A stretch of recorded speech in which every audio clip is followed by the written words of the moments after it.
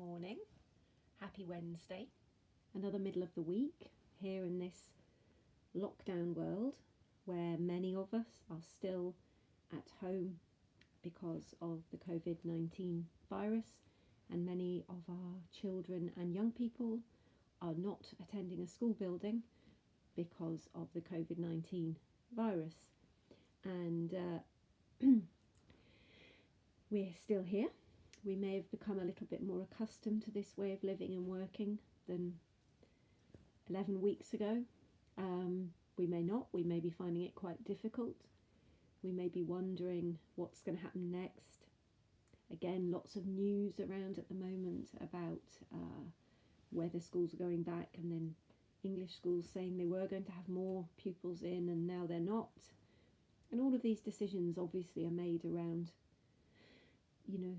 understanding of the virus and how it's developed and how it's likely to develop. And the difficult thing is the uncertainty around that for us as adults, and probably also for our children.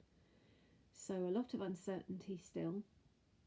And then also, lots of other things going on in the news. So I've talked before about how sometimes we need to ration our access to news stories just to kind of keep ourselves calm and grounded. But obviously the big news story still is around the death of George Floyd in America, his funeral that was in the news again, and us needing to remind ourselves of the constant, reminder that Black Lives Matter, and that actually what we can't do this time is to move on and let that become another story. So to keep reminding ourselves of that. This week I've been talking about children's rights and explaining that a lot of the work I do is around children's rights, and that sometimes we don't really understand our own rights necessarily as adults, as humans, but also that sometimes we don't always understand the rights that apply to our children, which I think is quite funny because we have these children, we bring them into the world, and sometimes you sort of think, do I actually know what their rights are? So as a parent and as a teacher and as an adult in the world, it's important to know what children's rights are. Yesterday I talked for quite a long time, so I'm going to keep it short today. So just a reminder that these rights are from the UNCRC, which is the United Nations Convention on the Rights of the Child. And I always forget the dates exactly, so I wrote them down, but it was agreed, this convention, by the United Nations General Assembly in 1989 and ratified in the UK in 1991. And the United States of America is the only country in the world that hasn't ratified the UNCRC, but every other world nation has signed up to this.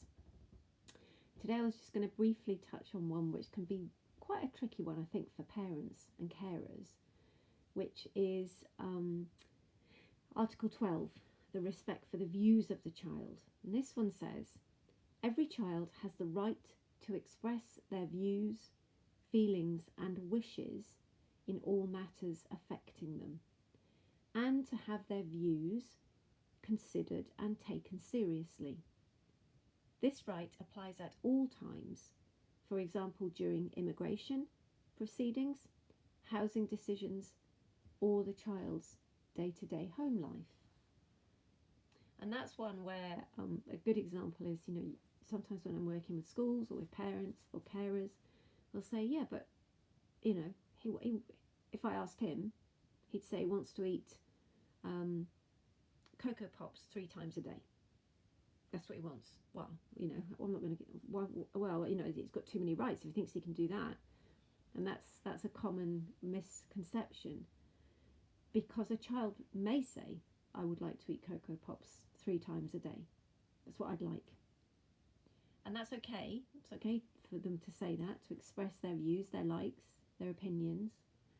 And then as adults, what we have to do is weigh up those desires and wants and expressions and opinions, and as adults make a decision based on whether that would be on balance in the best interests of the child.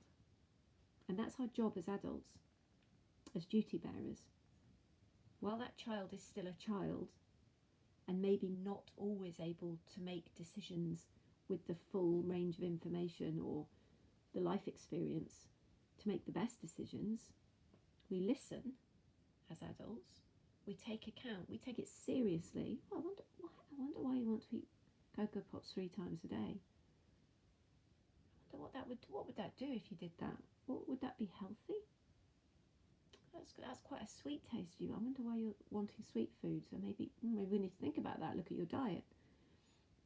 Or maybe it's the adverts on the television. Or so we can explore those opinions. We can listen to them. We can take them seriously. But as the adults, we then have to make a decision that's based on all the things we know about what's best for our children. And we do that as a group maybe sometimes, so it might be teachers and parents together making decisions, but often it falls to us as parents and carers to do what's in the best interests of our children. And that can be difficult as well. And that's the right I'm going to talk about tomorrow, which is Article 3 about the best interests of the child. And how do we decide? How do we know? And it can be really difficult. And sometimes we will say, that's in his best interests, that's in her best interests. And that might not always be the case. So the respect for views of a child is a really important one. It doesn't mean that we have to allow everything that our children want, but it does mean we listen, and it does mean we take account of what children say they want or would like or feel about something, feel strongly.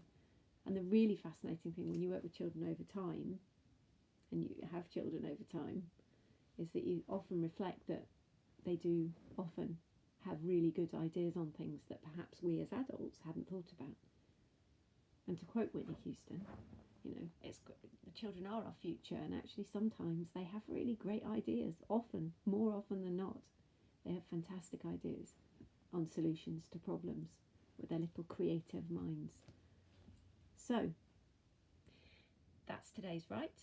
I hope you have a good Wednesday. I hope you have nice things to do today planned, and I'll see you tomorrow.